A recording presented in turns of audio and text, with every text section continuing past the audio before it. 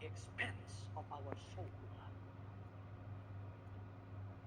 Sa kaunlaran natin, huwag nating ibayad ang ating kaluluwa. Hallelujah!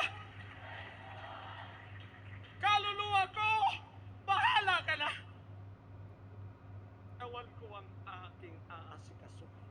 Temporal na bagay lang yan. Kailangan nga natin yan, pero huwag ninyong unahin para ibayad ang inyong kaluluwa, para lang kumunlad kayo.